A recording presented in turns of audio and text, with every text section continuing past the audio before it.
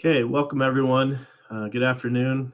This is the Midwest Glacial Lakes Partnership webinar, a regional perspective on adapting inland glacial lakes fisheries management to climate change. I'm Joe Noner. I'm the coordinator for the Midwest Glacial Lakes Partnership, and I'd like to share a little bit of information about the partnership and logistics for the webinar before we get started with our presentation today. The Midwest Glacial Lakes Partnership hosts these lakes conservation webinars to share science, management, and outreach efforts of interest to our partners. You can keep up to date with our webinars by checking the webinar page at midwestglaciallakes.org. And these webinars are in a series that will be added to our website alongside other webinars of interest. And our goal is to have about 4 to 10 of these webinars a year. The notifications for the webinars when they go out are also provided through the MGLP's quarterly newsletter. If you're interested in that, you can sign up for the newsletter on our website. And if you'd like to learn more about the partnership or would like to share your experience or project results through a similar webinar like this, you can reach out to me at nohnerj@michigan.gov. My email address is also on our website. A little bit about the MGLP, if you're unfamiliar. We're a partnership of professionals and stakeholders focused on conserving over 40,000 glacially formed inland lakes across an 8-state region in the upper Midwest. Our mission is to protect, rehabilitate, and enhance sustainable fish habitats in glacial lakes of the Midwest for the use and enjoyment of current and future generations. So the partnership does a few things. We provide science for lake conservation, such as our conservation planner that provides information about every lake in the partnership. We provide education and outreach to stakeholders and to professionals through webinars, news releases, Twitter conversations, and sharing of materials related to lake conservation. And we provide funding for science, education and outreach, and on-the-ground rehabilitation or protection projects through our Lakes Conservation Grant. The grant's released every year in August and provides around $250,000 to $300,000 for lake conservation projects total to benefit fishes. A few notes about the logistics for our webinar today. Our presentation should last about 30 to 45 minutes and we'll hold the remaining time for questions. We're going to have all of the participants muted during this webinar, but if you have any questions, I encourage you to submit them using the question and answer function on the bottom of the screen. It's a little Q&A icon.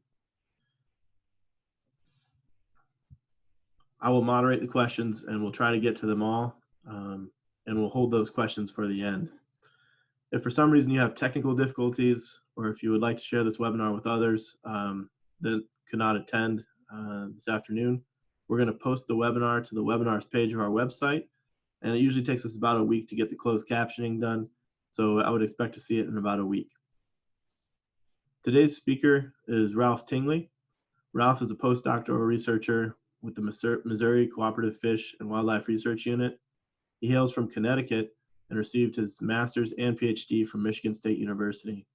Ralph has a broad interest in conservation of freshwater ecosystems, and his past work is focused on using landscape ecological research to inform stream conservation planning. Ralph's current research centers on developing tools and strategies that help visualize and plan for the impacts of climate change on inland glacial lakes, and it ranges from quantifying costs to retain fishing experiences to understanding how changing conditions may impact different types of anglers and resources. I'll make a note before I hand the reins over to Ralph that myself and Joe Lattimore, our education and outreach chair at the Midwest Glacial Lakes Partnership, are going to be co-hosting this event. So Joe may be also helping to facilitate the questions at the end. And with that, Ralph, I'll turn the stage over to you and look forward to your presentation. All right, thanks, Joe. So right off, let's see if I can get this to work. There we go. First, I'd just like to say hello to everyone and thanks for making it to my webinar today. I'd also like just to take a moment to thank my co-authors who are listed below.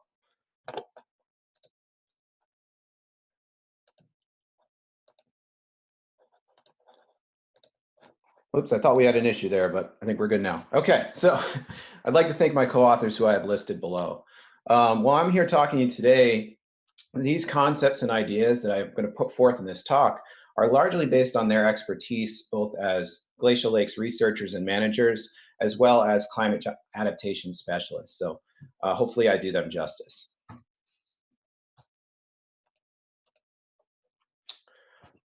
So as we know, over the past several decades, we have seen increases in air temperatures that have resulted in thermal regime shifts in inland glacial lakes. And this has occurred throughout the upper Midwest. With increasing temperatures, we have also seen changes in fish communities. For example, in Minnesota, long-term monitoring has been used to identify overall declines in the relative abundance of Cisco in lakes across the state. In Wisconsin, we've also seen declines in walleye recruitment success and increases in increases in the abundance of largemouth bass. With increases in temperature and further climate projections, multiple studies indicate that these kinds of changes are only going to be exacerbated as climate change progresses. And this presents an interesting challenge for inland glacial lakes fisheries management.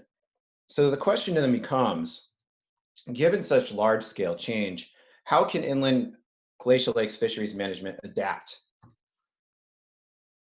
Well, there may be some value in taking a step up in scale and thinking about the problem of adaptation from a regional perspective versus an individual lake. And this is because we know that many lakes with suitable conditions for species now may not be suitable in the future. In fact, it's commonly suggested that adapting to climate change focuses on protecting systems that are resilient to change. However, we also know that management of inland glacial lakes is more complex than this, specifically because as fisheries managers, we know it's as much about managing people as it is about managing the fishery. So this includes not only ensuring that we try to retain valued fisheries for stakeholders, but also that we want to find effective ways to work with private landowners to meet conservation goals. And this creates a sort of paradox between using a regional approach and the scale at which we interact with stakeholders on the ground. So with that in mind, there's two major questions I wanted to address today. The first being, how has regional planning proven effective in promoting climate adaptation for inland glacial lake fisheries management? And specifically, what kind of role can fisheries managers take during these types of approaches? And then using that information, can we identify some processes that support the development and implementation of regional climate adaptation plans for inland glacial lakes? And specifically, we want to think not only about the ecological resilience of a system or an individual lake, but also the recreational fisheries resilience as well. And by that, we mean the management of the social and ecological components in ways that allow a system to sustain itself through time.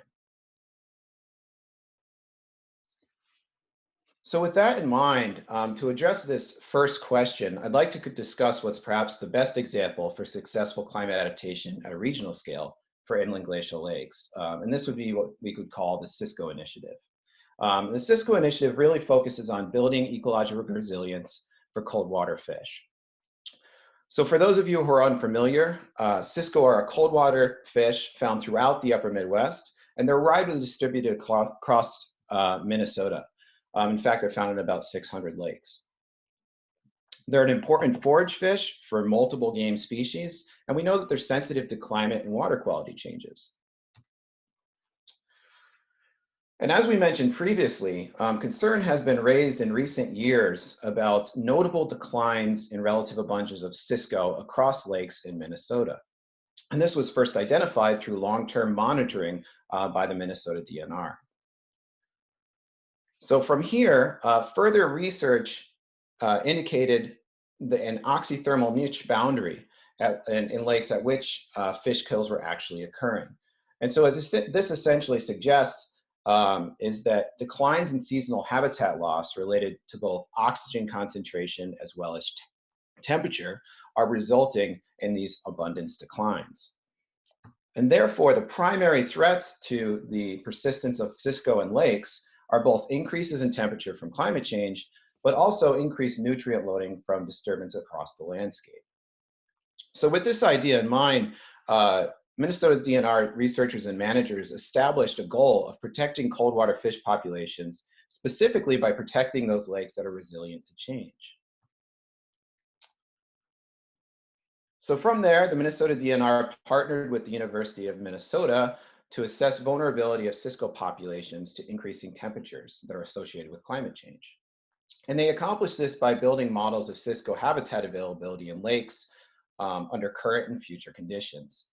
And through this research, they were able to identify, to assess vulnerability to projected increases in temperature and identify both what we could call refuge lakes, which would have temperatures in the future that would support or sustain Cisco habitat, and non-refuge lakes, and those that would lose the habitat in the future. So of those 600 lakes, about 171 could be considered refuge lakes. So the question then became, given how many there are across the landscape, where would you actually prioritize action first to make an impact?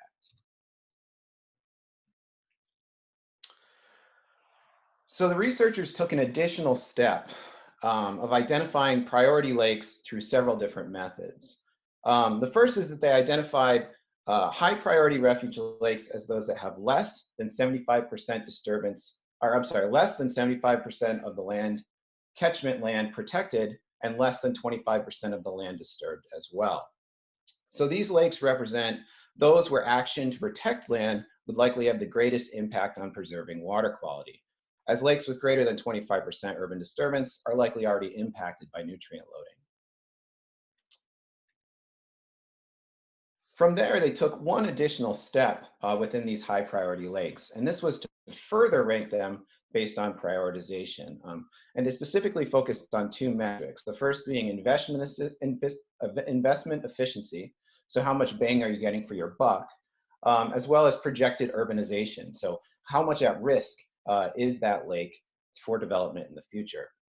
And together, these two metrics allow them to generate priority rankings of those lakes that were already identified as high priority.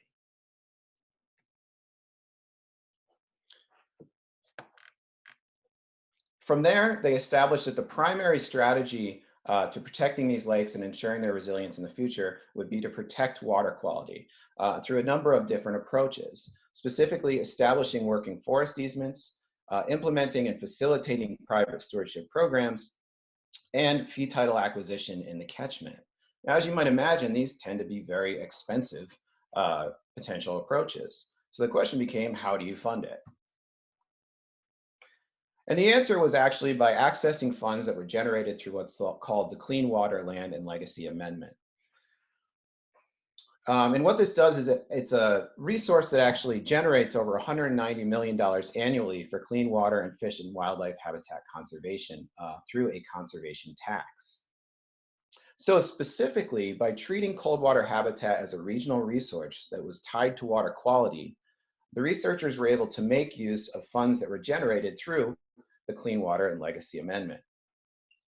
So in addition to contributing to direct actions like land acquisition in these priority catchments, the Minnesota DNR also partnered with other state agencies to form what is called the Tuolumne Lake Watershed Forest Stewardship Project.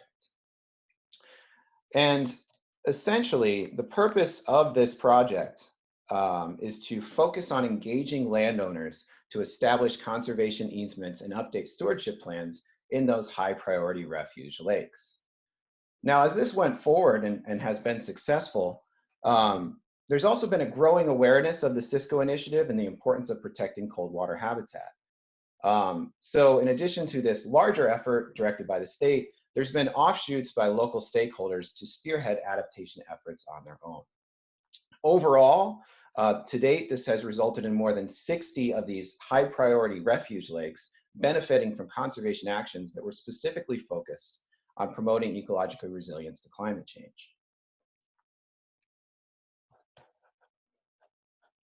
So what can we learn from the Cisco Initiative? Well, the first thing is it gives us an answer to our first question. A regional perspective can help promote climate adaptation planning in inland glacial lakes. Specifically, we see that adaptation actions are achieved through the efforts of multiple stakeholders. So in cases where you have to have action across the landscape, it's important to understand that we need to engage multiple parties beyond just fisheries. In these particular cases, the fisheries manager's role would actually be to support planning using the best available science and to help develop these regional plans, while also engaging stakeholders. And finally, it also highlights that there is a need to come up with alternative and creative funding solutions to fully implement these programs. And from the Cisco Initiative, we can also address that second question, specifically thinking about what processes are available that support the adaptation of inland glacial lakes fisheries management to climate change. So we actually broke this down into what we called 3 different processes that support this. The first is prioritizing lakes at a regional scale. The second is identifying actions and finalizing these plans based on those selected actions. And the final one is the operationalization of these plans by overcoming barriers, such as barriers to funding and to fully implement these projects. So as we move through the rest of the talk, we're going to focus on these 3 ideas and kind of see how they might apply to questions of climate change adaptation at a regional scale outside of the Cisco Initiative.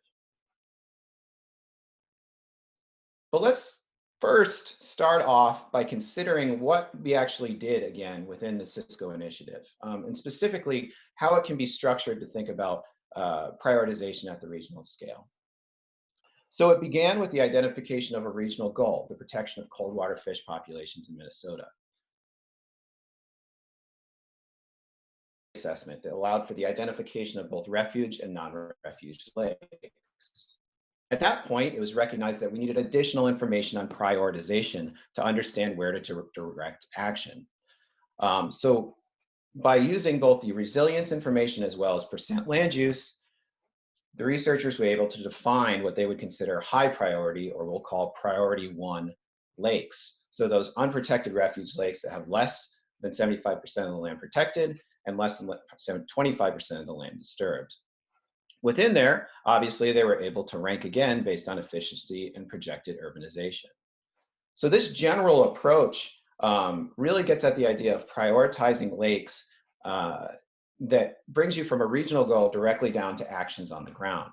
And while we didn't discuss this directly, you could consider other priority levels to be identified as well in the state of Minnesota.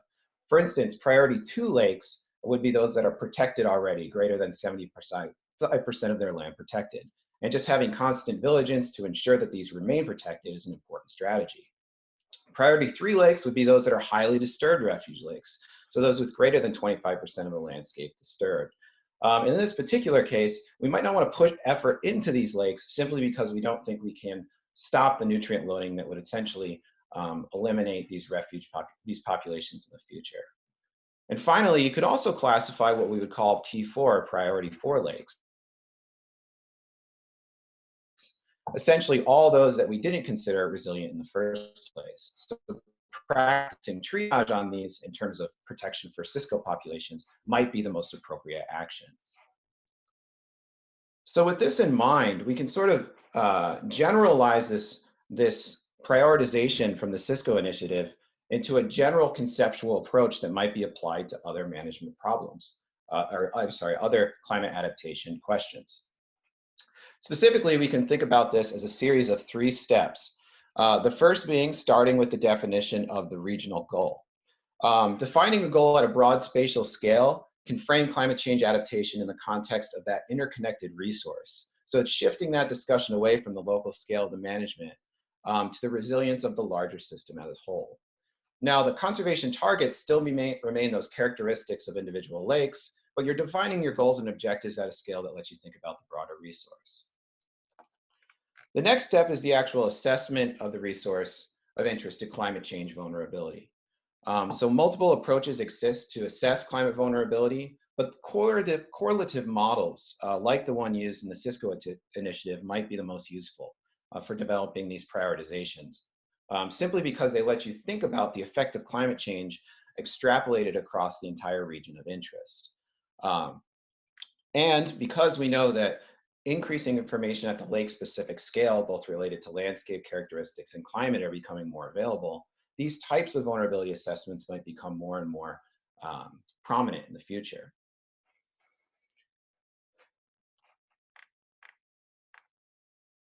Once vulnerability has been assessed, the final step is then to classify lakes into priority levels and potentially additionally have additional classification within these in different priority lakes.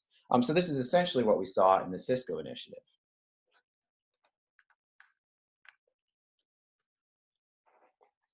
Now, there's a lot of ways to do this prioritization. And it really, if you think about it, could include any kind of ecologic, economic, or social factors that are important to achieving a regional goal. So just a quick rundown of some of those. From an ecologic perspective, obviously using climate vulnerability information would be important for prioritizing lakes. But other information such as risk of invasion from invasive species could also be valuable in prioritization approaches. Or the overall productivity of the system. Do we anticipate that the system is a highly productive lake that we want to protect versus a low productive system?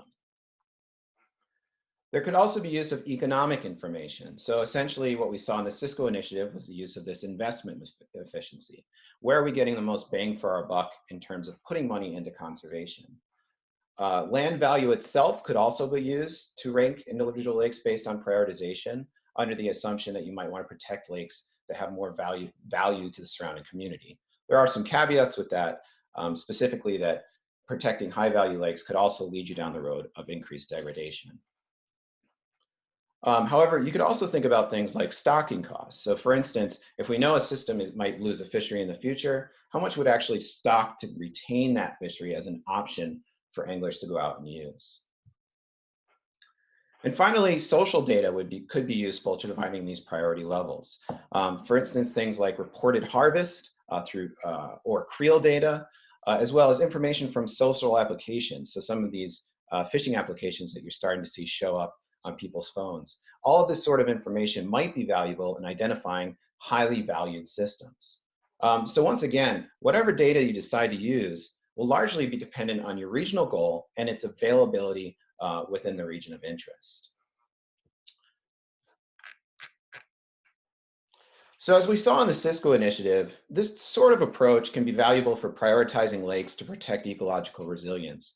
But what about questions that relate more to retaining resilience of recreational fisheries? What about those questions that require us to think not only about the ecological aspects, but about the social aspects of the fishery?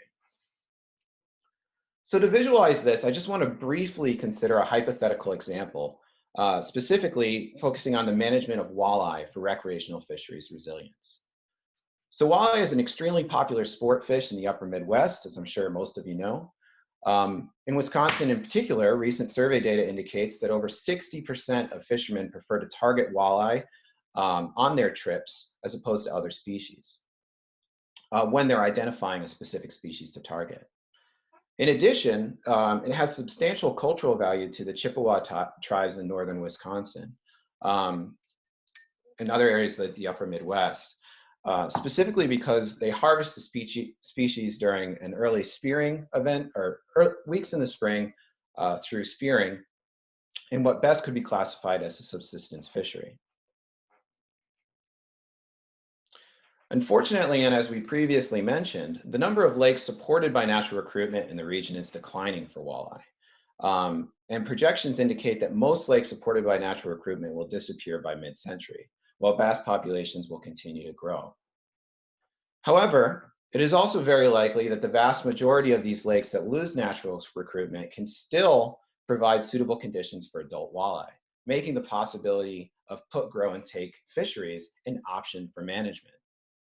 So to prepare for this widespread change, it might be desirable for managers to develop a regional plan of action in areas like northern Wisconsin. So we can imagine a scenario where managers first define a regional goal of maximizing satisfaction for these multiple users groups. Within this, they could also define specific objectives related to what they understand about changes in the system. So for instance, an objective could be to protect resilient populations of walleye, but also to retain high value fisheries regardless of their resiliency. Vulnerability could be assessed using those existing estimates of recruitment failure for walleye. And then we can additionally define these priority levels using both social and ecological information. So in this particular case, I've simply broken it down into 3 different priority levels based on ecological resilience. So priority 1 would be resilient systems. Priority 2 would be these non-resilient lakes that we could potentially still stock, while priority 3 lakes could be those that are maintained strictly through stocking now. Additional rankings within each of those priority levels could help identify where we would want to implement action first. Specifically, we could use information on things like tribal harvests and directed effort from creel surveys to understand which of these lakes are the most important to user satisfaction. It might also be possible to create additional rankings within those classes. So for instance, in P1 lakes, we might be able to come up with something that represents changes in exploitation.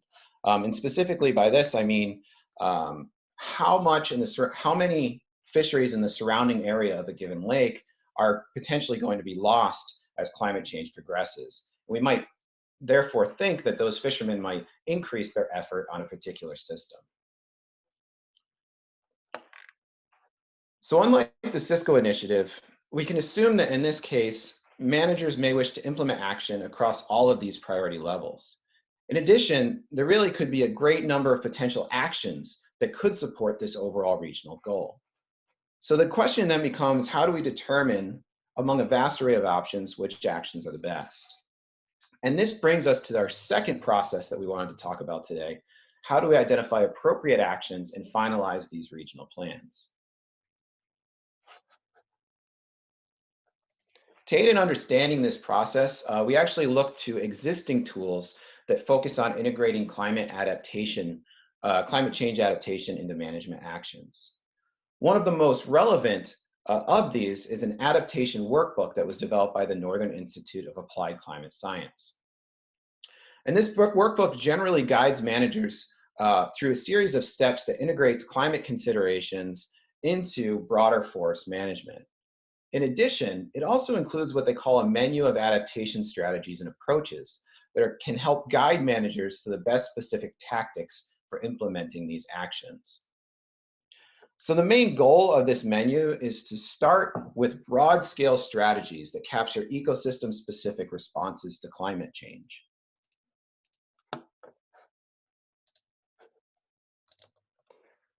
From there, within these strategies, there's individual approaches that are more site and goal specific. And finally, within these, there's examples of tactics, so specific on-the-ground actions that have been done or have been suggested for adapting to climate change. So in support of identifying actions that might be relevant to regional goals, we developed a menu of adaptation strategies, approaches, and example tactics that are relevant to inland glacial lakes fisheries management. And we actually developed these from existing literature and adaptation resources from the region, as well as expert opinion, and linked each adaptation strategy to particular impacts of climate change on inland glacial lake fisheries. So for example, an overarching strategy could be the protection or restoration of water quality. As, among other impacts, we know that increased water temperature resulting from climate change is likely to exacerbate the effects of excessive nutrient and pollutant loading, resulting in seasonal habitat loss. One potential approach to retain suitable habitat would be to implement engineering solutions to retain habitat during periods of stress. So this would be kind of the more goal and site-specific approach, with a specific action taken from the literature being installing artificial structures to prevent the loss of coldwater habitat. Now, I highlight this particular action because it comes from a paper from the Wisconsin Initiative on Climate Change Impacts that really does a nice job of summarizing these types of actions at a broader scale of thinking beyond inland fisheries management within Wisconsin. So I'd recommend checking that out, as there's a lot of overlap in our particular actions. So with that in mind, we came up with a total of 5 adaptation strategies that we saw as relevant for inland glacial lakes fisheries management for our menu. And as I mentioned, the first is the protection or restoration of water quality. In addition to implementing engineering solutions to retain habitat, we also have 2 other approaches: the preventing sources of sediment, pollutant, and nutrient runoff, as well as reducing sources of sediment, pollutant, and nutrient runoff. So several of the actions that were described in the Cisco Initiative would fall under these different approaches. And what's important to note here is that these actions would often require reaching out to other conservation partners because they would require activities on the landscape and the surrounding catchment and shoreline. The second strategy we identified was to protect or restore physical habitat. So approaches would include restoring or preventing the degradation of littoral habitat within a lake. So this particular approach might be most valuable to consider in the context of resilient systems. So specifically, if we think about the prioritization of lakes, restoring or preventing degradation in those highly resilient systems might be, while a common approach used in fisheries management, one that relates directly to climate adaptation as we protect those declining resources. Another approach is to ensure access to physical habitat remains under variable and extreme precipitation regimes. And specifically here, we're thinking about the idea that water levels might change in the future and limit the amount of large woody debris or spawning habitat available to fishes. So protecting those habitats in the future will be important. And finally, restoring hydraulic connectivity among habitats. And essentially the way we're thinking about this is that some patagimus fishes have shown, especially in some of our recent research, increased resilience to changes in climate when they have hydrologic connectivity to fluvial systems. The third strategy is one that's probably very familiar to many, and that is to mitigate the effects of invasive species. So as climate change continues, it could result in increased habitat availability and range expansions, as well as altered pathways of introductions of invasive species. And there's some great review of this material in the Wisconsin Climate Change Initiative paper I mentioned earlier. But the main two approaches we talk about here are reducing the chance of spread to unimpacted lakes and controlling invasive species once they are introduced. The fourth strategy is adjusting management of current fisheries or populations to ecological change. And essentially, the first approach we list here, adjusting regulations to anticipate population level changes, is obviously feels far from revolutionary for fisheries management. But in this instance, we're specifically referring to the idea that changes in fish populations may result in shifts in angler effort across the landscape of lakes, leaving individual populations and regional fisheries vulnerable to overharvest. It's also possible that declines in population or popular harvest species might result in anglers increasing pressure on alternative species with liberal harvest regulations. So proactively adjusting regulations may have the effect of protecting individual populations and promoting the overall resilience of the fisheries system itself. In addition, adjusting stocking protocols to retain or promote genetic diversity as stocking efforts likely will increase in response to change in another important approach. So as stocking has the potential to degrade genetic variability and harm naturally recruiting populations, it's important to consider that as we move forward to thinking about increased stocking in situations where we might lose desirable species. And finally, strategy 5, which is to adjust management to emerging or anticipated ecological constraints. So this strategy recognizes that climate-driven changes in habitat and fish communities may be inevitable in some lakes.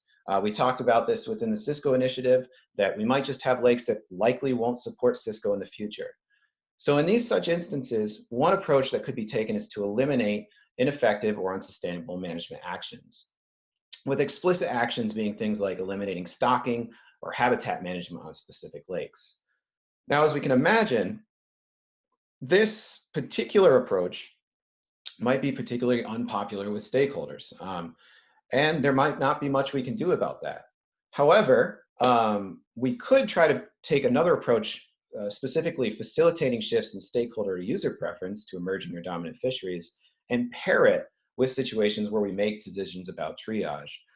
Specifically, and by this I mean doing things like generating outreach programs to explain some of the limitations we're facing, as well as clearly conveying the limitations that climate change puts upon us as managers. So the idea of this menu is that we can take these adaptation strategies and pair them with a prioritization of lakes across the landscape. In this particular case, we're showing the walleye lake prioritization we talked about earlier. And what we could do is essentially take an initial step to reduce those particular strategies that we would even be considering for particular lakes, to help us focus down and actually think about actions that might be most relevant. Now, as you might imagine, it's still very possible that multiple approaches and many different actions from each one of these strategies could support a regional goal that's established. So how do you actually choose the final step? Well, one option is to, when you're selecting actions, is to actually weigh the risks and uncertainty associated with each action versus each other, and to essentially eliminate those that you consider unfeasible or too risky, and to keep those and rank those that are left based on their relevance to the regional goal. So we identified 4 different questions that could help you kind of get to this point. The first is, will the action have the desired ecological effect on the system? Is there information within the literature to back it up? How confident are we? The second is the action socially feasible? For this, we mean, can we really eliminate stocking in lakes or eliminate conservation efforts in lakes where we think projected changes in climate will eliminate that fishery? In a lot of cases, the answer might not be yes, it could be no. And we just have to understand that and potentially not apply that action until later in time.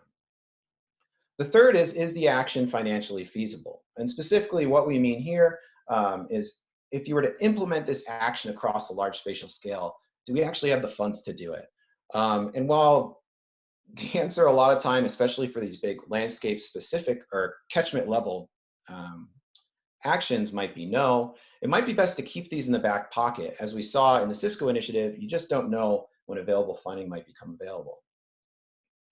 And finally, is there potential for unintended ramifications from the action that's taken? So one thing that we didn't talk explicitly about in the previous slide is the fact that you could also look into stocking additional sport fish in replacement of those that are lost, or stocking additional forage fish in replacement of those that are lost. However, as we know, usually when there's many cases where you introduce a new species to a system and you have biological ramifications that you did not anticipate. So weighing all of these risks and uncertainty may help once again narrow that down to a final set of actions to consider. And just one final note on that is that depending on the goal, some of these actions could be implemented now, while others would only be implemented as change occurs. For instance, if you thought about those non-resilient walleye lakes in the previous slide, you wouldn't necessarily want to implement stocking right away, but just be prepared to understand that in those types of systems, stocking might be an option to retain a high valued fishery.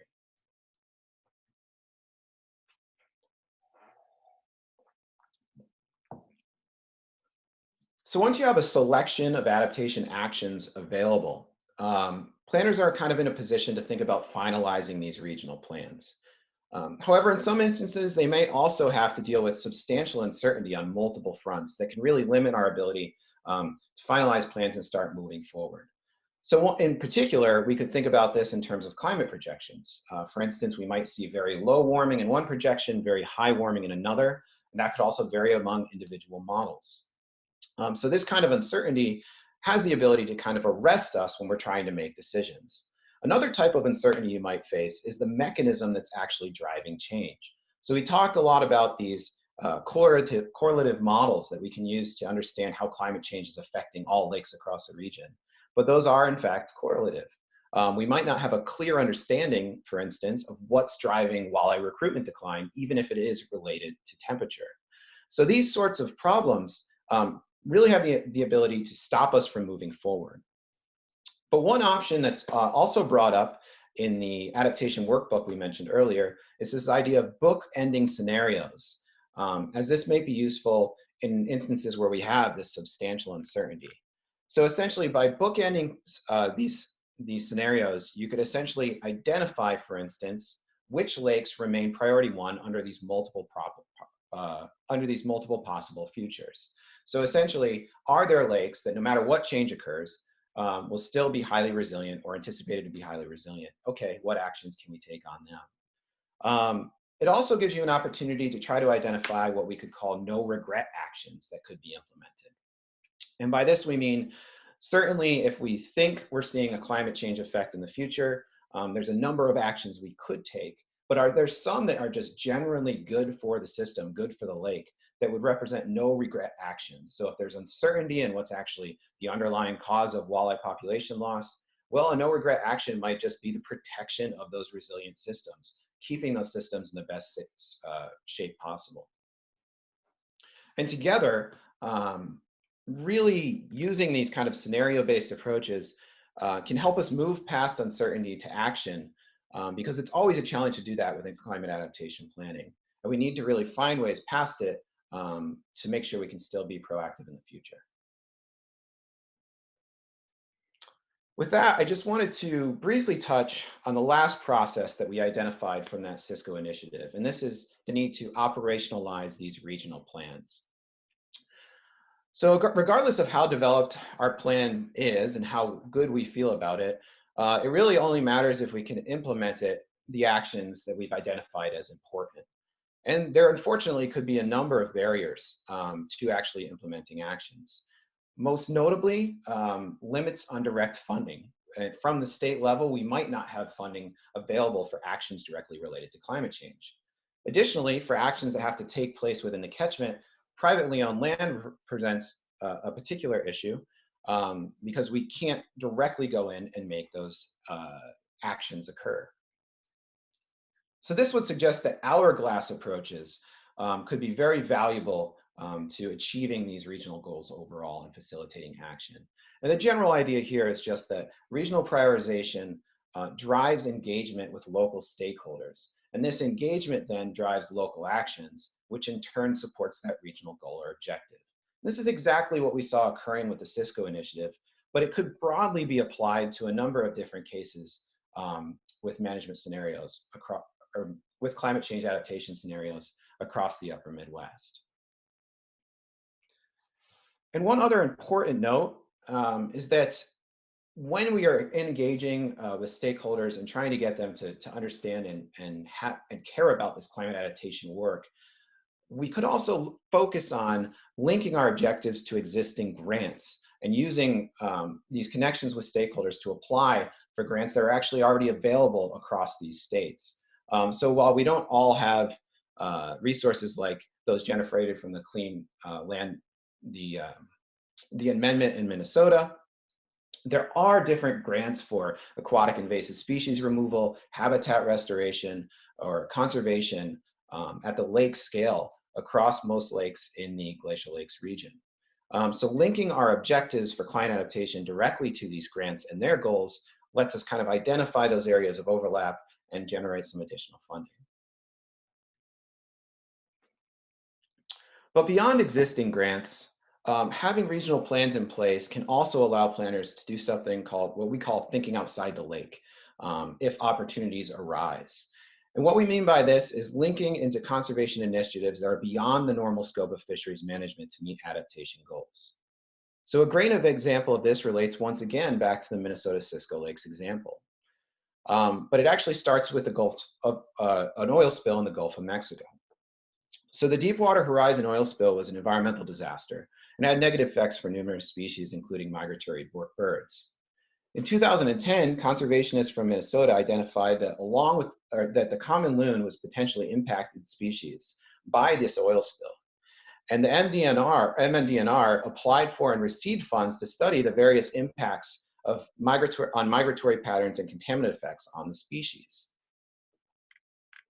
The section of fisheries identified a key opportunity to connect loon conservation work with Cisco Refuge Lake conservation.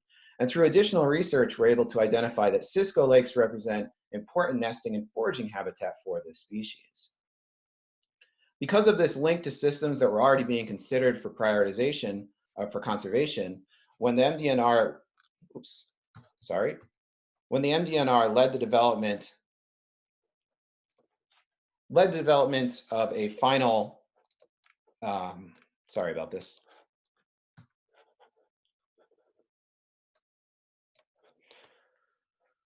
So when the MDNR led the development of a final remediation plan for loons, it would actually eventually include funding for the purchase of conservation easements and the restoration of shorelines in Cisco lakes within that plan itself. So while this is a unique example, it does make a point that having these adaptation plans developed and ready to go and available to other people within the conservation realm only opens us up to additional opportunities to try to identify funding and generate action for climate change resilience. So just some final thoughts as we close today. First of all, regional planning, as we have seen, can be useful in promoting the adaptation of inland glacial lakes fisheries management to climate change. And specifically, we identified these three processes that might be valuable in doing just this. First, the prioritization of lakes at the regional scale. Second, the identification of those actions and the finalization of plans for implementation. And finally, the operationalization of these plans by overcoming some of these barriers to both facilitating action and funding. Second, we see overall throughout this talk that partnerships with the broader conservation world are likely going to be pivotal to meeting a lot of these goals, especially when we're talking about cases of promoting ecological resilience. So having plans in place that can help take advantage of emerging opportunities is going to be very important. And finally, when facing substantial uncertainty, these regional approaches can still help identify actions to help implement now, actions now and as change is realized. So in this particular case, planning, it's important to realize that because of this uncertainty, which we're never going to get away from when we talk about climate change adaptation, planning in this particular case acts more as a guide than a doctrine. So understanding where this change is occurring across the landscape is important and it can help to direct action. But we also need to understand that these are dynamic models and that they're, as change is realized, we'll have a better understanding of how things are changing in the future. But this gives us a good starting point to jump forward and be proactive in management. And with that, I'd like to acknowledge the USGS National Climate Change and Wildlife Science Center, USGS Missouri Cooperative Fish and Wildlife Research Unit, as well as the University of Missouri, as well as the Minnesota Department of Natural Resources, Wisconsin Department of Natural Resources, and the Northern Institute of Applied Climate Science Center, as well as the Midwest Glacial Lakes Partnership for their support. And with that, I'll just point out that this work has been published and is available in Lake and Reservoir Management. And if you have any additional questions I can't answer today, feel free to check it out. And I'll take any questions if I can. All right, thank you very much, Ralph. This is Jo Lattimore. I am the Education and Outreach Chair for the Midwest Glacial Lakes Partnership, and I'll be moderating the few minutes we have left for questions this afternoon. So if you have questions for Ralph, our speaker today, you can type those into the Q&A box at the bottom of the screen. I will select and read questions to Ralph from that question box. And the first question we'll start with for you, Ralph, is this. Education of private property owners and land use groups seems to be essential to implementation of climate change, lake protection, and management initiatives. So what's being developed for educating the various stakeholders? That's a great question. And that is something that we've discussed actually in the manuscript itself, and the idea that engaging these landowners is extremely important. So there's multiple programs to actually get at education, and those come from, in terms of, let's see, lake associations as well as other groups that focus on protection of the catchment or protection of the shoreline or restoration of the shoreline. And I think that those kind of resources really can kind of be repurposed to think about getting information to local stakeholders and local landowners about the importance of these effects.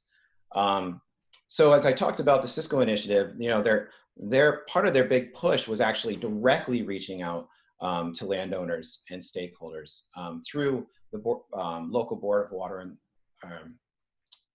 boards of water and soil conservation.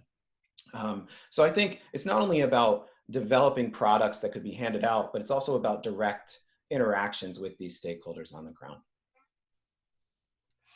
All right, great. Another question that's kind of related to that. If I'm listening to this webinar as a lakefront property owner, what would be the kind of takeaways that you would want to hope that I was taking away from this webinar? Are there things that we can do to educate others in our community, things we can do on our own property, or maybe discuss with our local fisheries managers? So I think that's an interesting question. What I'd want you to take away from this particular webinar would just be the fact that a lot of the impetus for this work will fall on people like you that are interested in moving this action forward. So specifically, we talk about a lot in this talk about potentially managers going down and trying to interact with stakeholders in order to get them to push forward conservation initiatives that support climate adaptation planning. But as much in addition to that, we all have a responsibility as citizens around these systems and within these lake systems to actually try to promote this as well. So I would recommend that getting in touch with a fisheries management biologist from the local area and trying to understand exactly the types of approaches you can take would be particularly valuable. All right, thanks. Another question, looking at the different adaptations in your adaptation menu for fisheries and inland lakes, many of the actions that are listed are actions that are beneficial to our inland lakes regardless of climate change. So in your opinion, how might our priorities change under a scenario of climate change? I think that that's a great point. And first off, I think that, you know, prioritization is kind of the key point that we were trying to get across here, is that many of these actions that we have, some listed here under the protect or restore water quality strategy, are things that we already think about in terms of ways to reduce sediment or prevent new sources of sediment. And really, it just comes down to where we're actually putting this action forward.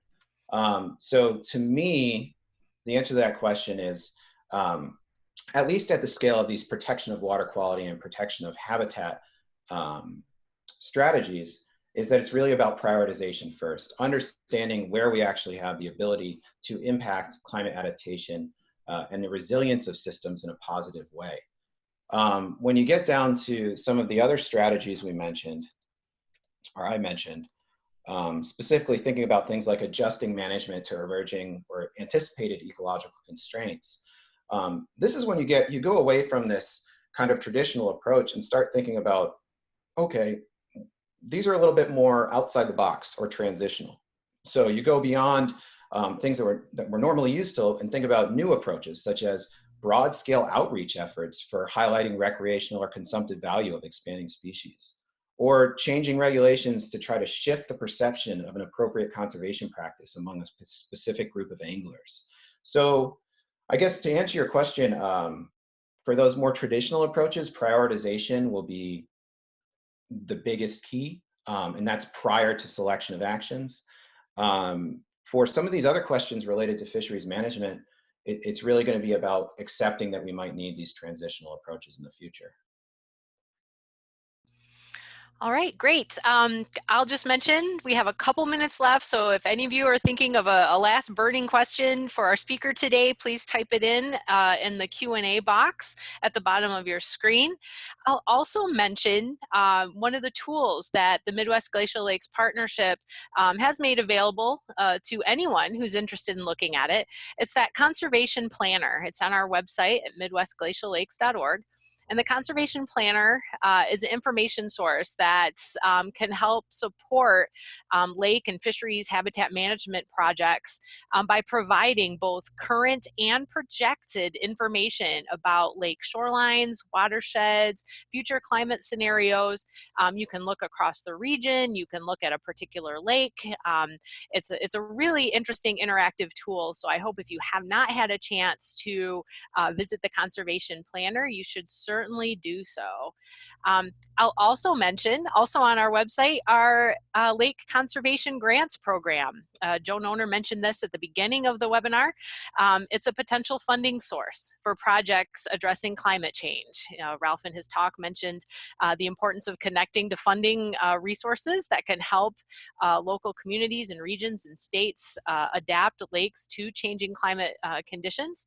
And so we hope that you'll consider the MGLP Lake Conservation Grant as a funding source for projects addressing climate change.